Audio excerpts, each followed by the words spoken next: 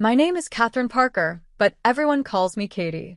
I'm 27 years old, and I never expected to come home early from my business trip to find my entire life being packed away in cardboard boxes. My parents looked up at me with those familiar smiles that always mask their control. Mom held my childhood teddy bear in one hand and a lease agreement in the other. Dad froze mid-tape, a flash of guilt crossing his face. Somehow, they decided to help me move into a studio apartment I'd never even seen. If you've ever felt your independence slipping through your fingers, stick around. Before I dive into this nightmare, drop a comment letting me know where you're watching from, hit that like button, and subscribe to join our little family here, one hopefully healthier than mine turned out to be. I'd worked incredibly hard to build my career in marketing.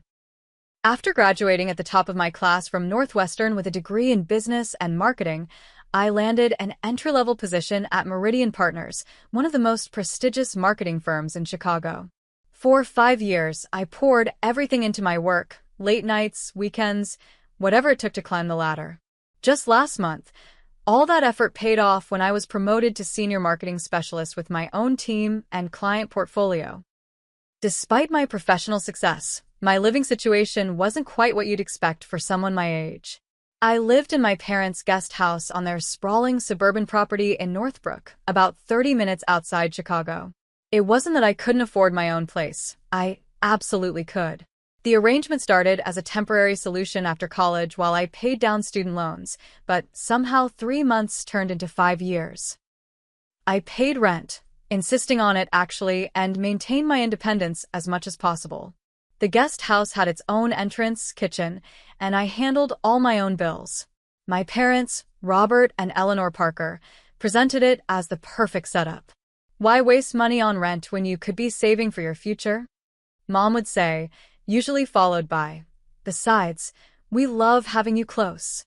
My younger sister Madison had been smarter than me. The moment she graduated from college 2 years ago, she'd moved into an apartment downtown with 2 roommates. I envied her clean break, but our relationship remained close. We texted daily and met for dinner at least once a week, carefully selecting restaurants halfway between our homes. There had always been signs of my parents' controlling nature, especially my mother's. When I was in high school, she helped me apply to colleges by eliminating any she deemed too far away. During college, she'd call my roommates to check if I was studying enough. Even now, she had opinions on everything from my hairstyle to my dating life. Dad was more laid back but ultimately deferred to Mom on most decisions, forming a united front that was difficult to penetrate. About a month ago, I began casually mentioning looking for my own place during our Sunday family dinners. Nothing concrete, just browsing online listings and getting a feel for the market. "I think it might be time for me to find something in the city, closer to work," I'd said. Mom's fork had paused halfway to her mouth. "The commutes never bothered you before." "It's not terrible," I admitted, "but I'm spending nearly 2 hours in the car every day. Plus, I'm almost 28. It might be nice to have my own space." "You have your own space in the guest house," Dad pointed out, though his tone was gentler than Mom's. "I know, and I appreciate it. I'm just starting to look around. No decisions yet." That seemed to satisfy them, though Mom peppered me with questions throughout dessert. What neighborhoods was I considering? Did I know how dangerous some of those areas could be? Had I thought about maintenance issues in those old city buildings? Each question felt like a tiny hook trying to snag my resolve, but I answered patiently, thinking I was preparing them for my eventual move. Last week, I flew to Chicago for an important client presentation. Technically, I worked at the firm's suburban office, but our biggest client was headquartered downtown. The presentation was scheduled for Thursday and Friday, but by Wednesday afternoon, we'd finalized everything. When the client signed the contract on the spot, a huge win for our team, my boss told me to take Thursday and Friday off as a reward. I decided to surprise my family by coming home early.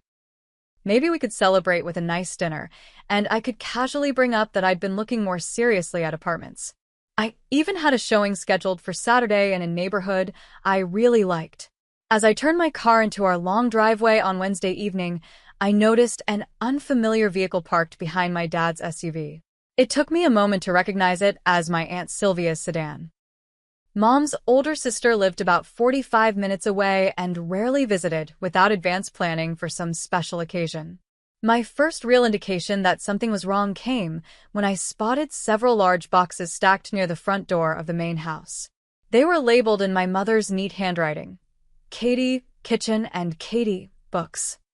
A cold feeling settled in my stomach as I parked and walked toward the house, my wheeled suitcase bumping along behind me. Through the front window, I could see movement, people going back and forth carrying things. I heard hushed voices from inside, my mother's rising occasionally to give directions. What I couldn't understand was why they were packing up my things, and why they were doing it now without telling me.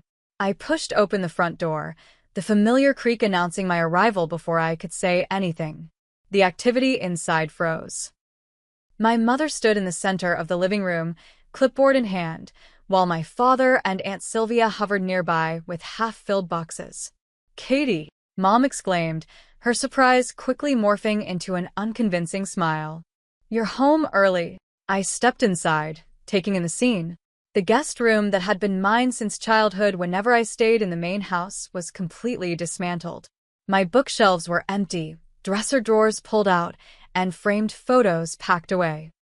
Even more disturbing, there were boxes labeled with items from the guest house, my actual living space. "What's going on?" I asked, my voice barely above a whisper.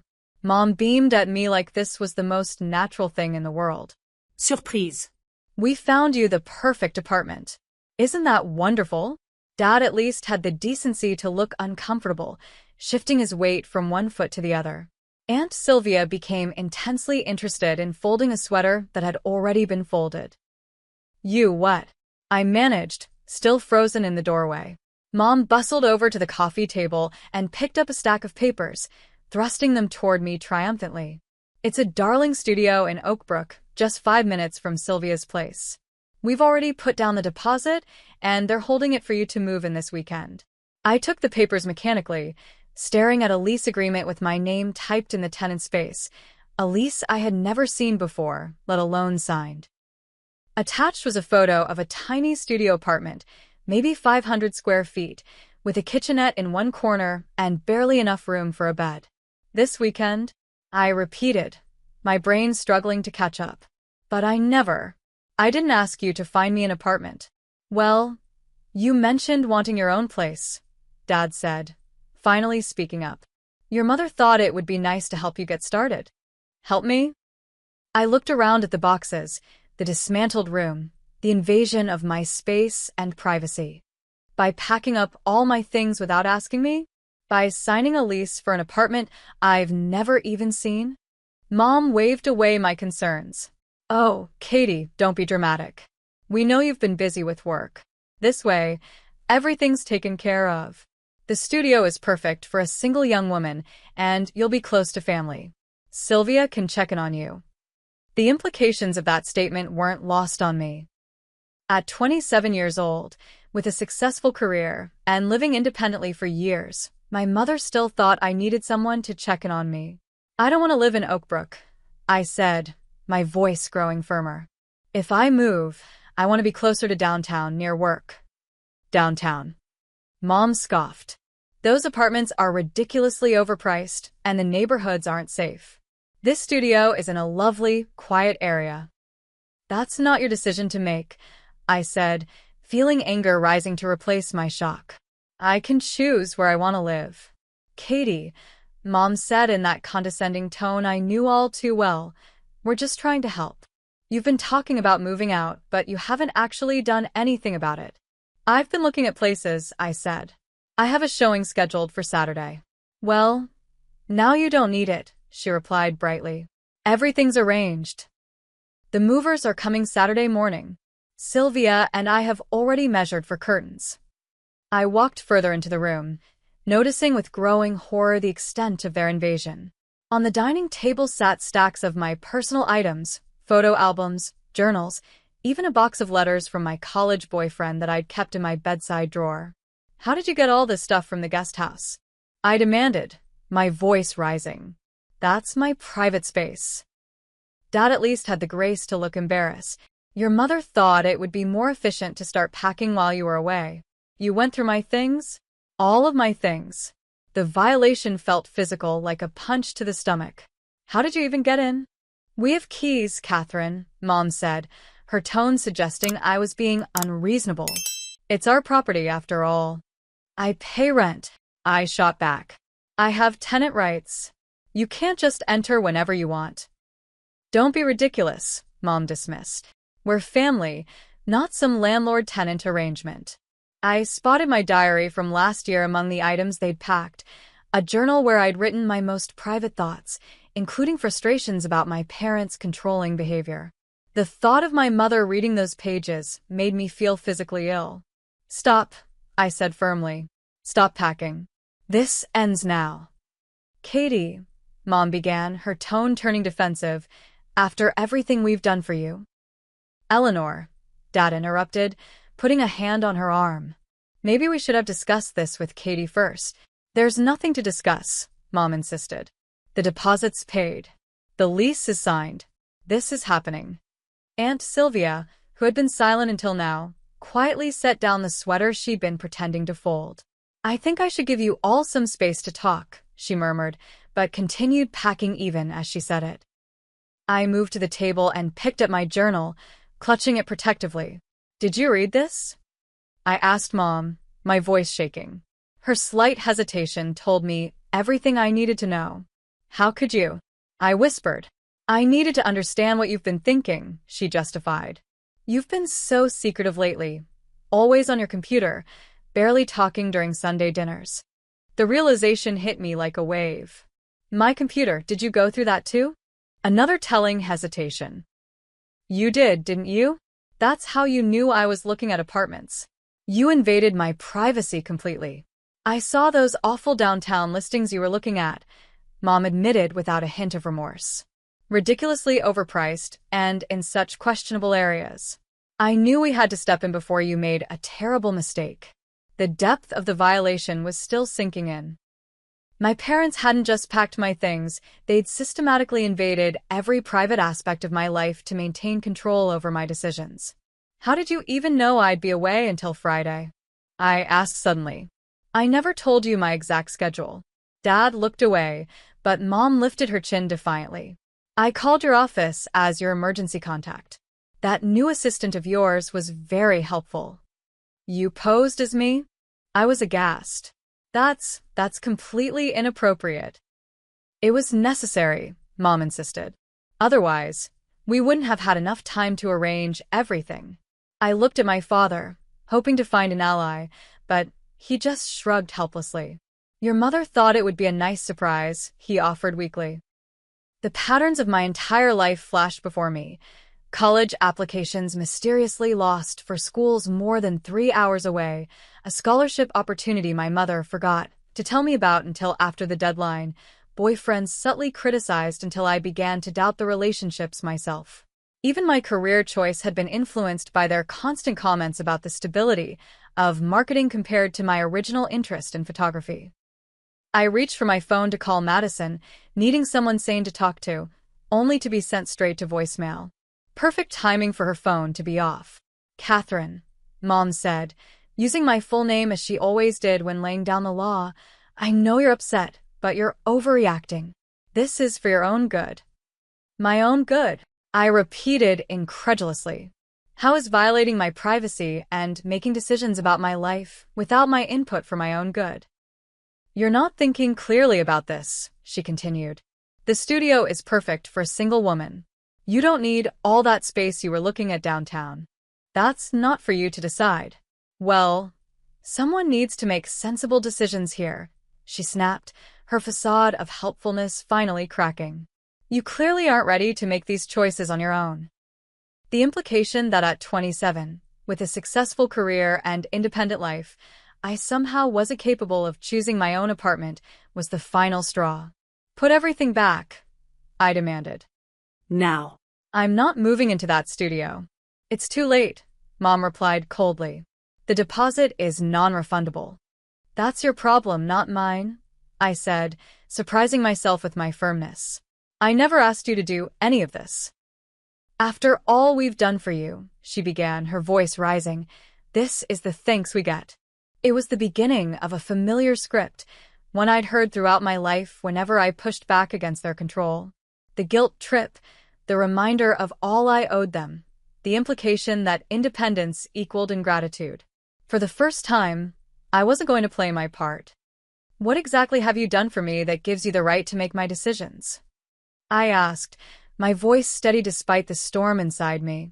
Because from where I'm standing, this looks like control, not love. Mom's eyes widened in shock. This wasn't how our arguments usually went. Typically, I'd get emotional, she'd remain cool and reasonable, and eventually I'd give in to keep the peace. Control? She repeated incredulously. We've given you everything. A place to live, support for your career. I pay rent. I interrupted. I've been financially independent since graduation. And as for my career, you try to talk me out of taking my current job because it wasn't the safe choice you wanted. We only want what's best for you, Dad interjected, trying to defuse the situation. No, I said firmly. You want what you think is best for me, which isn't the same thing. Mom's face hardened. This apartment is happening, Catherine. We've already given notice on the guest house. The words hit me like a physical blow. You what? We gave notice, she repeated. Your cousins Thomas and Amber need a place to stay while their house is being renovated. They're moving into the guest house next month. Without asking me? I was nearly shouting now. That's my home. You can't just decide I'm moving out. It's our property, Mom said coldly. And it's time you had your own place anyway. The studio is perfect. It's half the size I need. I protested. And Oakbrook?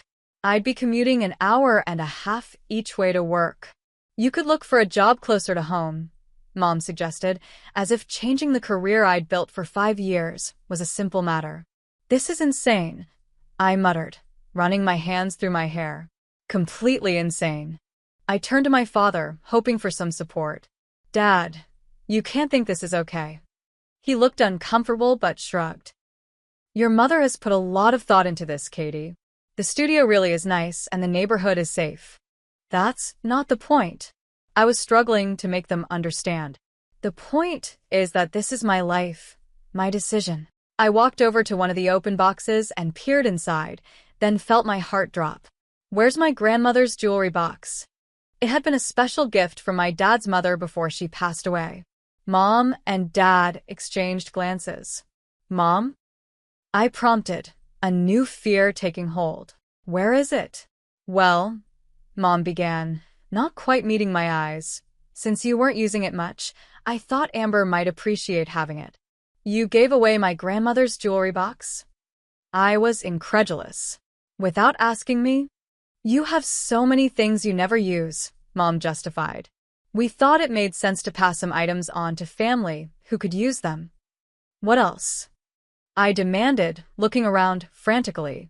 What else did you give away? Neither of them answered immediately, which told me everything. The antique desk from the guest house. I asked, remembering the piece I'd refinished myself in college. Dad looked away. My photography equipment from college? Mom stiffened. You haven't used that in years. Thomas's daughter is interested in photography, so you just gave it away? I finished, my voice breaking. Do I own anything in your eyes? Or is everything just yours to distribute as you see fit? Don't be dramatic, Mom snapped. They're just things. They're my things. I shouted, no longer caring about keeping my composure. Things that matter to me, that have meaning and memories attached. Aunt Sylvia finally spoke up. Eleanor, maybe you should have asked Katie first. Stay out of this, Sylvia, Mom said sharply. This is between us and our daughter. I felt tears welling up, but fought them back. This is beyond control, I said quietly. This is a complete disregard for me as a person. We're your parents, Mom insisted. Everything we do is because we love you. This isn't love, I replied. This is ownership. The room fell silent at that. Even my mother seemed momentarily stunned. Dad was the first to speak.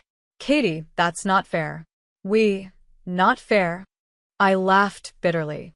You know what's not fair? Coming home to find my life being packed up without my permission.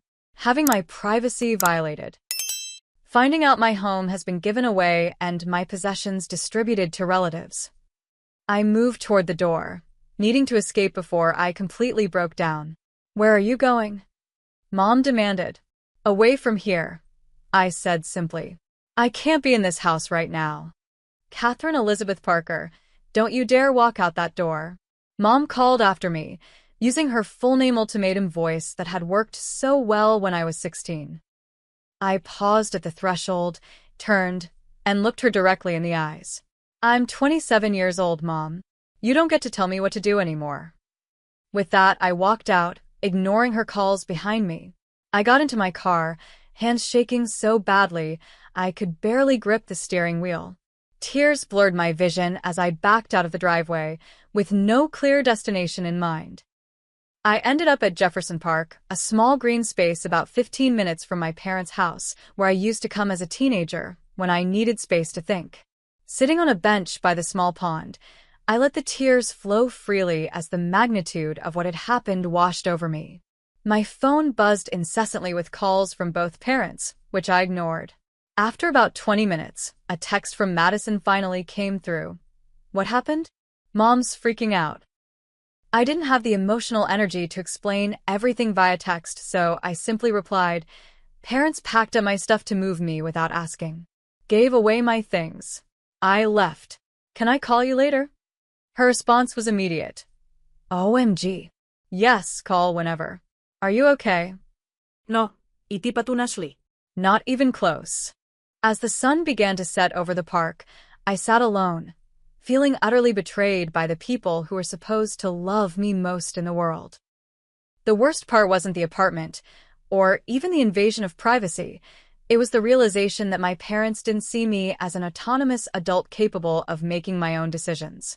In their eyes, I was still a child to be managed and directed. The thought was devastating. As twilight settled over the park, the full weight of what had happened crashed down on me. My parents hadn't just overstepped, they had systematically dismantled my life without my consent. The guest house wasn't just a place I stayed, it was my home. I had built a life there, created a space that was entirely mine, and now it was being handed over to cousins I barely saw twice a year. I scrolled through my phone, looking at the missed calls from my parents. 10 from Mom, 3 from Dad. There were also several text messages, ranging from angry demands to know where I was to worried questions about my safety, culminating in guilt-inducing statements about how worried they were. The most recent text from Mom read, Catherine, this behavior is completely irresponsible. Your father and I are beside ourselves with worry. Come home immediately so we can discuss this like adults. The irony of her invoking adult behavior wasn't lost on me. With shaking hands, I opened my Photos app and scrolled through pictures of my space in the guest house. The bookshelves I'd arranged just so, the gallery wall of photographs I'd taken myself, the cozy reading nook by the window. All of it would be gone, packed away into a tiny studio apartment I'd never even seen. But it was worse than that. As I sat there, more devastating realizations kept hitting me. My mother hadn't just read my journal, she'd gone through my computer, my private correspondence, my personal documents. The violation felt visceral, like someone had reached inside me and rummaged through my most intimate thoughts. And they'd given away my things. Not just any things, items with deep sentimental value. My grandmother's jewelry box had been one of my most treasured possessions.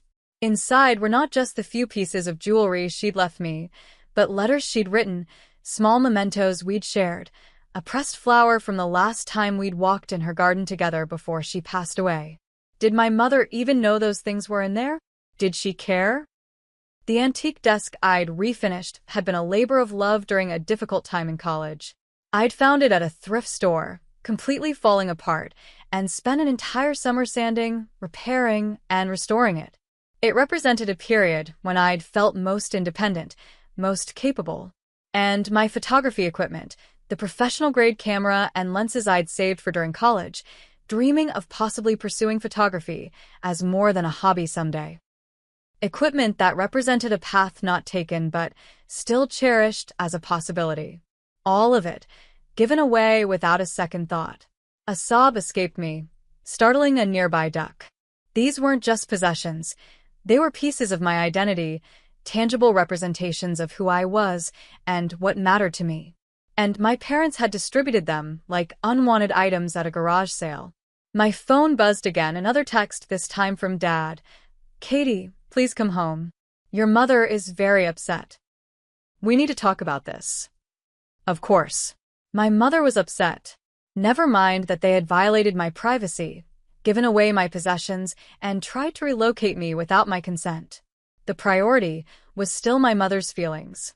As darkness fell completely, a new text from Madison came through. "Just talk to Mom." Holy shit, Katie. Are you okay? Where are you? Do you need me to come get you? I texted back immediately. I'm at Jefferson Park. Just sitting here trying to process everything. Madison, stay there. I'm coming to get you. 20 minutes. For the first time since walking out of my parents' house, I felt a small measure of relief. Madison would understand. She'd always seen through our parents' controlling behavior more clearly than I had. While waiting for my sister, I tried to think rationally about my options. I couldn't go back to the guest house tonight. Not with my parents in the state. Not with everything so raw. A hotel was an option, but the thought of being alone in an anonymous room made the hollow feeling in my chest expand painfully. Madison arrived exactly 20 minutes later, her car pulling up next to mine in the now empty park lot. She rushed over and enveloped me in a tight hug before I could even stand up. "I am so sorry," she whispered, holding me as I broke down again. "Mom told me what happened, but I know her version is complete bullshit." When I finally pulled back, wiping at my tear-stained face, Madison led me to her car. "You're staying with me tonight," she said firmly. "No arguments." On the drive to her apartment, I told her everything: the apartment lease, the invasion of privacy, the redistributed possessions, the given-away guest house. Madison's knuckles turned white on the steering wheel. "They've always been controlling, but this is next level," she said. "Did you know they've been planning this for months?"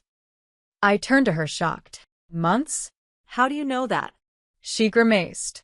"Mom mentioned at Easter that they were thinking of letting Thomas and Amber use the guest house for their renovation. I assumed they discussed it with you." "Easter was 2 months ago," I said numbly. "They've been planning to kick me out for 2 months without saying a word?" "I'm so sorry, Katie. I should have asked if you knew." We rode in silence for a few minutes before Madison spoke again. "You know you can stay with me as long as you need, right? The couch pulls out, and it's actually pretty comfortable." "Thanks," I said gratefully. "I just need a few days to figure things out." But as we arrived at her small one-bedroom apartment, another horrible thought struck me. My work clothes, my laptop, everything I need is still at the house. Madison's expression hardened. "We'll deal with that tomorrow. Right now, you need to rest." That night, lying on Madison's pull-out couch, sleep eluded me. My mind kept replaying every moment of the confrontation, every violation, every dismissal of my feelings and autonomy. By dawn, I'd come to a devastating conclusion. I couldn't continue having a relationship with my parents as it had been. Something fundamental had to change. The next morning, Madison called in sick to work to help me figure out my next steps. We sat at her tiny kitchen table, making lists of what I needed immediately versus what could wait. "You need clothes, your work laptop, and essential documents," Madison said practically. "Everything else can wait until you have a place to stay." "I can't believe I have to find an apartment immediately," I said, the stress making my head pound. "The housing market is so competitive right now." Madison hesitated. "I've been thinking about that." "My lease is up in 2 months. What if we looked for a 2-bedroom together? It would be tight until then, but we could make it work." The offer was tempting, but something inside me resisted. I think I need to do this on my own," I said slowly. "I've been letting other people make decisions for me for too long." She nodded, understanding immediately. "Then we find you your own place. But my offer stands if you change your mind." My phone buzzed with another text from Mom. Catherine, this has gone on long enough. Your father and I expect you home today. The movers are coming tomorrow morning for your things. This studio apartment is non-negotiable at this point. The audacity was breathtaking. Even now, after everything, she was still trying to dictate terms. I showed Madison the text, and her eyes widened. Non negotiable. Is she serious? Completely, I said grimly. That's how it's always been. Their way or nothing. And what happens if you just refuse to move into the studio? I considered the question. I guess they're stuck with a lease they can't use. But they've already given away the guest house, so I'd still be homeless. Madison squeezed my hand. Not homeless. You have me. As we sat there planning, my phone rang. It wasn't my parents this time, but Alicia Ramirez, a colleague from work who had become a good friend over the last year. Katie, she exclaimed when I answered. I've been trying to reach you. Congratulations on landing the Peterson account. The whole office is buzzing about it. The Peterson account. In all the chaos, I'd completely forgotten about my professional triumph. Thanks, Alicia, I said, trying to inject some enthusiasm into my voice. She paused. Are you okay? You sound strange. Before I could stop myself, the whole story came pouring out. Alicia listened without interrupting, making only occasional sounds of disbelief or outrage. When I finished, she didn't hesitate. You're coming to stay with me, she declared. I have a 2-bedroom apartment, and my roommate moved out last month. I've been looking for someone to take the second bedroom anyway. Alicia, I can't impose. It's not imposing if I'm offering, she cut me off. The room is sitting empty. Rent would be reasonable. Whatever you were paying for the guest house is fine. No strings attached. Are you sure? I asked, hope rising for the first time since this nightmare began. Absolutely positive. And the best part? I live in River North, exactly the neighborhood you were looking at for apartments. You'd be 15 minutes from the office. The offer was almost too good to be true. A room in a neighborhood I loved, with someone I trusted, available immediately. Can I think about it? I asked, needing to process this unexpected lifeline. Of course, Alicia said. The offer stands whenever you're ready. After hanging up, I looked at Madison, who had heard my side of the conversation. That sounds perfect, she said, smiling. And it would give you time to find your own place without pressure. For the first time in 24 hours, I felt a glimmer of hope. I had options, real options that I could choose for myself. But first, I needed to face my parents and reclaim what was mine. As Madison and I sat in her apartment strategizing, a strange calm settled over me. This crisis, as painful as it was, had brought something into crystal clear focus. The pattern of control had been present my entire life, and I had been enabling it. I remembered a conversation with my work mentor, Janet, several months earlier. We'd been discussing a difficult client, and I'd mentioned my tendency to give in to unreasonable demands to keep the peace. Setting boundaries isn't just about what you say no to, Janet had told me. It's about defining who you are and what you'll accept in your life. The hardest boundaries to set are with the people who don't believe you have the right to have any. At the time, I'd thought she was just talking about client relationships. Now I realized how profoundly her words applied to my family situation. This is my breaking point, I said aloud to Madison. I can't keep living like this. Madison nodded, understanding immediately. What do you want to do? I'm going to take Alicia up on her offer, I decided. It's the perfect solution for now. But first, I need to get my essential belongings from the house. I'll come with you, Madison said firmly. You shouldn't face them alone. I shook my head. I need to do this myself. But, would you mind being my backup? Maybe wait in the car? Absolutely, she agreed. And I'm calling Alicia to join us. The more support you have, the better. Alicia readily agreed to meet us at my parents' house. Safety in numbers, she said. Plus, I have a SUV with plenty of space for your things. Before leaving, I took some time to prepare myself mentally. This confrontation would be different from any I'd had with my parents before. I wouldn't be emotional, defensive, or seeking their approval. I would be clear, firm, and focused on my own needs. I also took practical steps to protect myself. I called my bank to ensure my parents weren't listed on any of my accounts and couldn't access my finances. I emailed my boss explaining I needed emergency personal leave for Friday, promising to be back Monday with a completed Peterson presentation.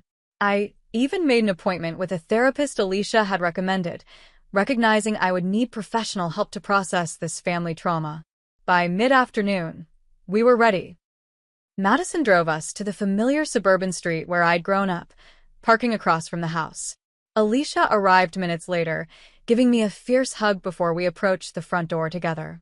I took a deep breath and rang the doorbell, a symbolic act, as I still had my key, but I wanted to establish from the start that this was no longer my home. Mom opened the door, her expression morphing from hope to wariness when she saw Madison and Alicia flanking me. "Catherine," she said stiffly. "Finally decided to come home, I see. And you've brought friends." "Support," I corrected. "May we come in? I need to collect some of my belongings." She stepped aside reluctantly. Dad appeared from the kitchen, looking both relieved and apprehensive. "Katie," he said, moving toward me for a hug that I subtly stepped away from. "We've been so worried." "I let you know I was safe," I said evenly.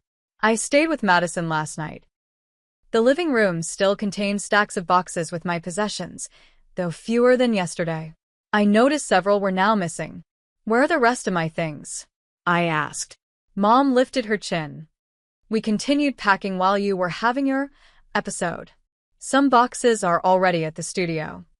The casual dismissal of my legitimate distress as an episode might have derailed me in the past, but today I refuse to be sidetracked. "I'm not moving into the studio," I said clearly. "I've found my own place." "Don't be ridiculous," Mom scoffed. "The lease is signed. The deposit is paid. It's a done deal." "Not by me," I pointed out. "I never signed anything, never agreed to this arrangement. Whatever financial commitments you've made are yours to deal with." Dad stepped forward, ever the mediator. "Katie, be reasonable. Your mother's gone to a lot of trouble. That's exactly the problem," I interrupted, surprising him. "This was never her decision to make."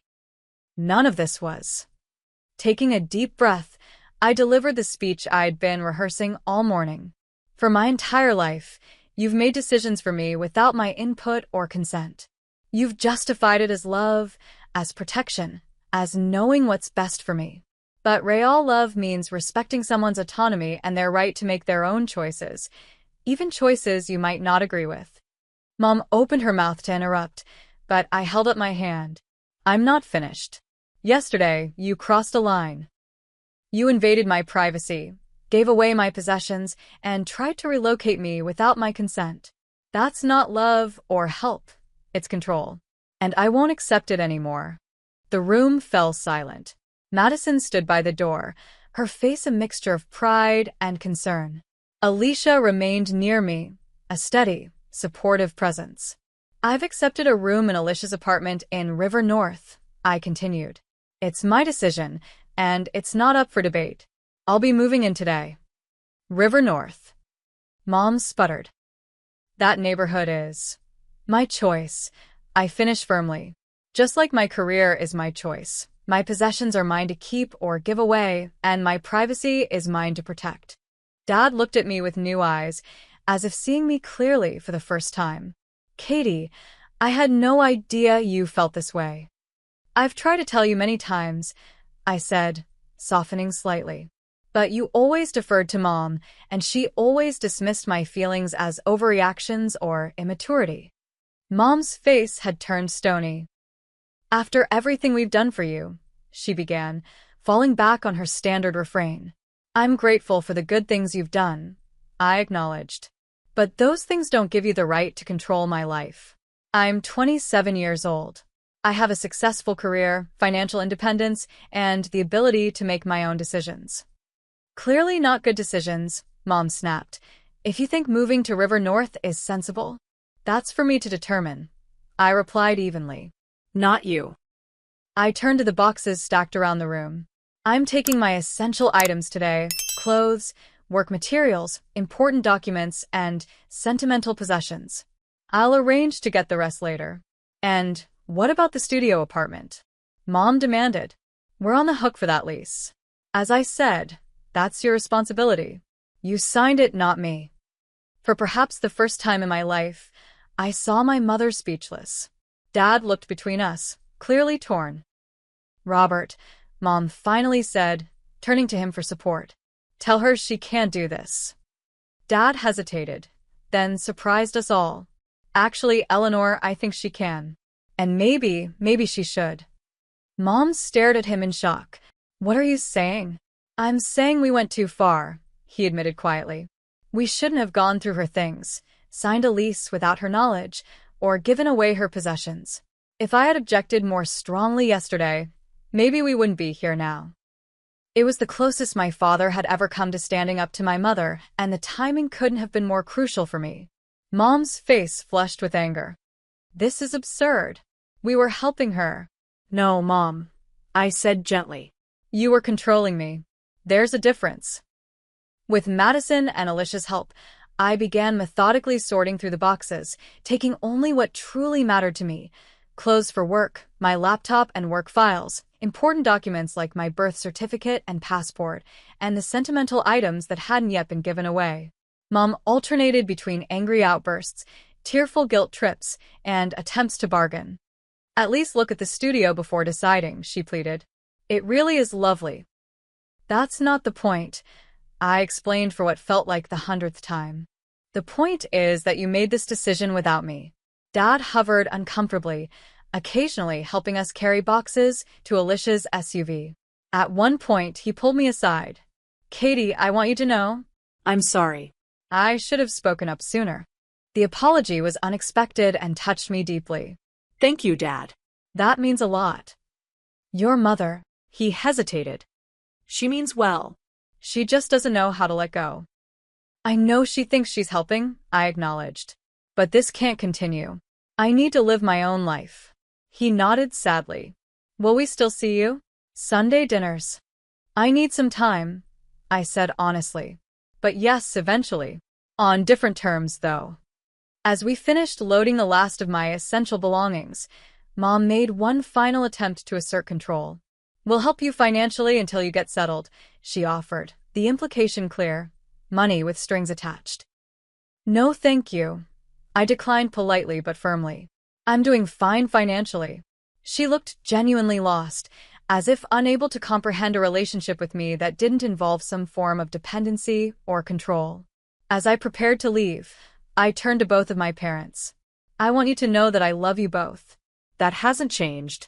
But our relationship needs to change. I'm an adult, and I need you to respect that.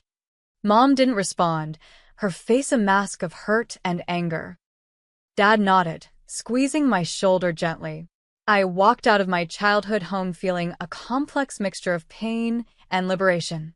The drive to Alicia's apartment was mostly silent, all three of us processing the intensity of what had just happened.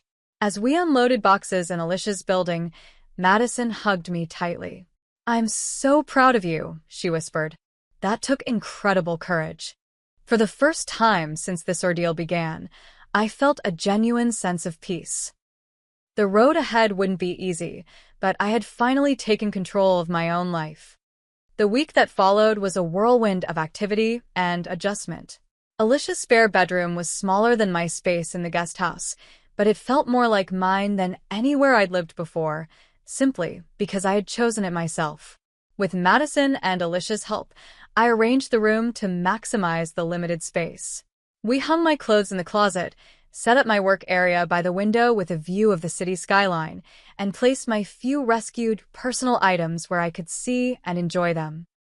It's coming together nicely, Alicia commented as we finished arranging my bookshelves. How does it feel? Different, I admitted. But good different. Like I can finally breathe. My parents had made several attempts to contact me throughout the week. Mom's messages alternated between angry demands, guilt-inducing lamentations, and occasional olive branches that still carried conditions. Dad's were simpler, checking if I was okay, asking if I needed anything, and once, a simple text that said, I'm working on your mother. Give her time. I responded politely but briefly to Dad, maintaining boundaries while leaving the door open for a healthier relationship in the future. Mom's messages I largely left unanswered, except to confirm that I was safe and had found a place to stay. Madison came over every evening after work, helping me settle in and process the ongoing emotional fallout. Mom keeps calling me too, she confided, wanting to know everything about your new place, if you've come to your senses yet. What do you tell her? I asked. The truth, that you're doing well and that she needs to respect your boundaries if she wants to maintain a relationship with you. On Friday morning, exactly 1 week after my world had imploded, I woke up feeling oddly peaceful.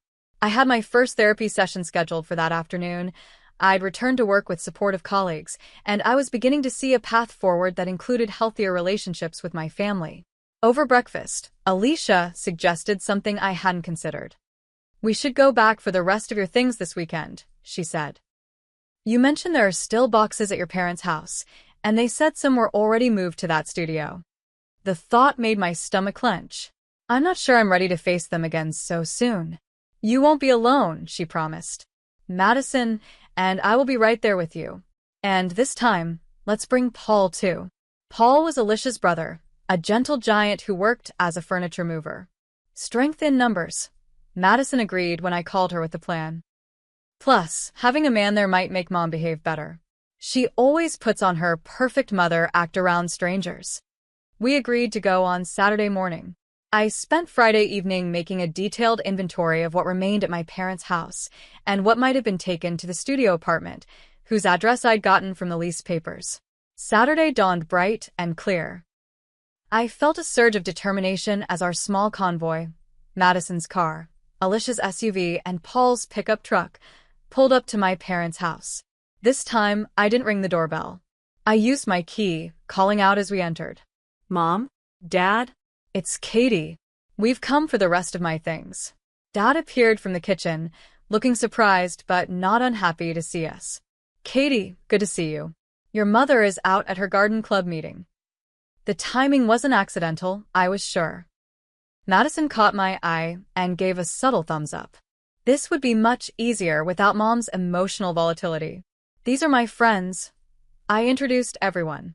We're here to collect the rest of my belongings, including anything that might have been taken to the studio apartment. Dad nodded, looking relieved. Most of your things are still here. We only took a few boxes of kitchen items to the studio. He hesitated, then added, about that apartment, I've spoken with the landlord. He's willing to let us out of the lease with just the deposit as a penalty. This was unexpected. Really? That's good news. It was the right thing to do, Dad said simply. Your mother doesn't know yet, so I won't mention it. I promised, touched by this small act of rebellion on his part. With everyone helping, we worked efficiently. Paul and Alicia focused on the larger items, my dresser, desk chair, and the few pieces of furniture that were truly mine. Madison and I sorted through the remaining boxes, separating what I wanted to keep from what could be donated or left behind.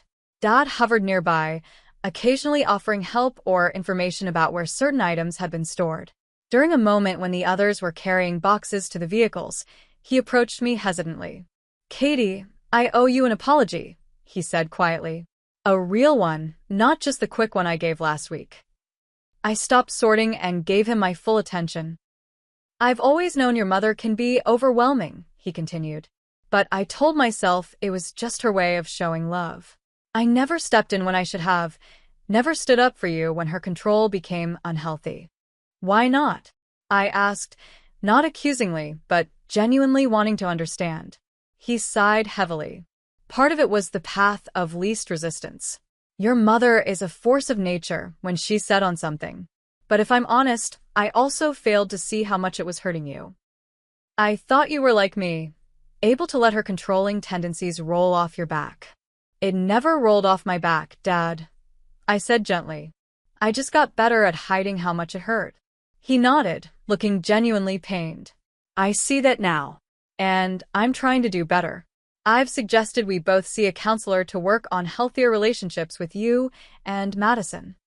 This was so unexpected that I momentarily couldn't speak. Mom agreed to counseling? I finally managed. Not yet, he admitted. But I'm not giving up. Seeing you walk out last week, it was a wake-up call. I don't want to lose my daughter, because we couldn't respect her as an adult. Impulsively, I hugged him, the first real contact we'd had since this whole ordeal began. Thank you, Dad. That means a lot. By early afternoon, we had retrieved everything that mattered to me, including making a trip to the studio apartment to collect the few boxes that had been delivered there. I was surprised by how small and cramped the studio actually was, confirming my instinct that it would have been completely wrong for me. As we finished loading the last items into Paul's truck, Dad handed me a small wooden box I didn't recognize. "What's this?" I asked, opening it to find my grandmother's jewelry box inside, along with all its contents. "I tracked it down from Amber," he explained. "Told her there had been a misunderstanding. The desk and photography equipment are being returned too. I can have them delivered to your new place when they arrive." Tears sprang to my eyes. "Thank you," I whispered, clutching the box to my chest. As we prepared to leave, Dad asked hesitantly, "Would it be okay if I called you sometime? Just to check in?" "I'd like that," I said sincerely. "Maybe we could have lunch next week? Just us." His face brightened. "I'd like that very much." We had just finished loading the vehicles when another car pulled into the driveway. My mother emerged, her expression darkening as she took in the scene, the loaded vehicles, my friends, and me clearly in the process of removing my remaining possessions. "What's going on here?" she demanded, approaching rapidly. "Robert, what have you allowed?" Before Dad could respond, I stepped forward, keeping my voice calm and even. "Hello, Mom. I came to collect the rest of my things." "Without even calling first?" she said indignantly. "This is still our home, Catherine." "I know," I acknowledged. "And I appreciate Dad helping us today." She looked at the loaded vehicles, her expression a mixture of anger and something that might have been fear. "So, this is really happening? You're really leaving?" "I already left last week," I reminded her gently. "Today I'm just collecting my belongings." She turned to Dad accusingly. "And you helped her? Behind my back?" Dad straightened his shoulders in a way I'd rarely seen. "It's her property, Eleanor. She has every right to it." Mom's eyes widened at this uncharacteristic defiance. She turned back to me, her voice taking on the wounded tone I knew so well. "After everything we've done for you, this is how you repay us? Sneaking in while I'm out, turning your father against me?" In the past, this approach would have worked. I would have felt guilty, defensive, eager to smooth things over. But therapy, even just one session, had helped me see this dynamic more clearly. "Mom, this isn't about repayment or taking sides," I said calmly. "It's about me making my own decisions as an adult. I love you, but I need you to respect my boundaries." "Boundaries?" she repeated as if it were a foreign word. "We're your parents." "Yes, you are. And I'll always be your daughter. But I'm also an adult with the right to make my own choices." She looked at me as if seeing a stranger. Perhaps, in a way, she was. The daughter she'd always been able to control was gone, replaced by someone who could stand firmly in her own power. "We're leaving now," I said, gesturing to my friends who had been watching this exchange tensely. "Dad has my new address if you'd like to send mail. And when you're ready to talk, really talk without trying to control the outcome, I'd be happy to hear from you." With that, I walked to Madison's car and got in, watching through the window as Dad put his arm around Mom's rigid shoulders. As we drove away, I felt no triumph or vindication, only a mix of sadness and hope. The relationship wasn't over, but it was fundamentally changed. And that change, painful as it was, had been necessary for my own well-being. "You okay?" Madison asked as we merged onto the highway. I considered the question carefully. "Not completely," I said honestly. "But I will be." 1 month after moving into Alicia's apartment, I stood in my new room, marveling at the transformation.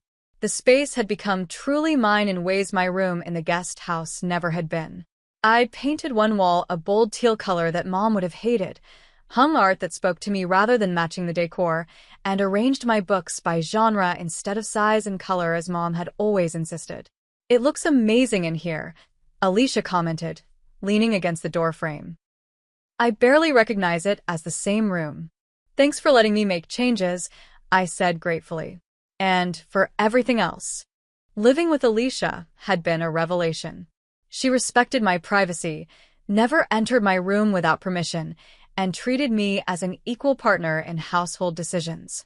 These shouldn't have been remarkable things, but after a lifetime of subtle control, they felt revolutionary. Work had become a sanctuary, too. My success with the Peterson account had led to increased responsibilities and recognition. My boss, Janet, had been incredibly supportive when I briefly explained my family situation. "Establishing healthy boundaries is one of the hardest things we do as adults," she'd told me, "especially with parents who don't want those boundaries. I'm proud of you for taking that step." Perhaps the most transformative part of this month had been my weekly therapy sessions with Dr. Rivera. She helped me understand that my parents' controlling behavior wasn't really about me at all. It was about their own insecurities and inability to adapt to their children growing up. "Your mother's identity has been wrapped up in being needed," Dr. Rivera explained. "When you demonstrate independence, she experiences it as rejection. That doesn't make her behavior okay, but understanding it might help you respond more effectively." Dad and I had established a new routine of weekly lunch dates, just the two of us. At first, they'd been awkward, with Dad unsure how to relate to me outside the family dynamic. But gradually, we were building a relationship based on mutual respect rather than parental authority. Mom was struggling more with the new reality. She'd called several times, each conversation a mixture of guilt trips, passive-aggressive comments, and occasional genuine questions about my life. I maintained firm boundaries, ending calls when she became manipulative and expressing appreciation when she made efforts to respect my autonomy.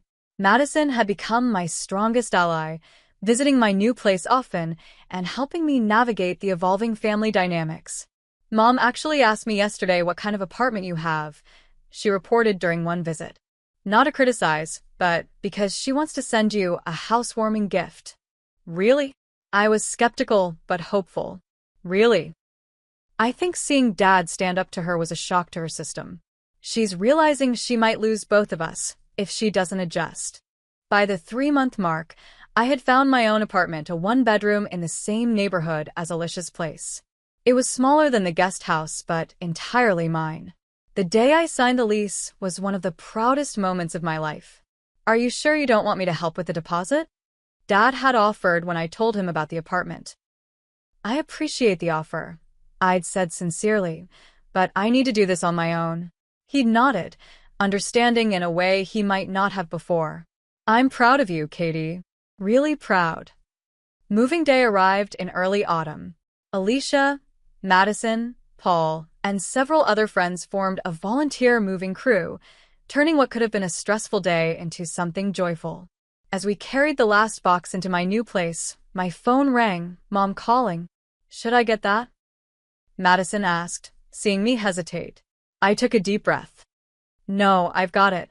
"Hello, Mom," I answered, stepping onto my small balcony for privacy.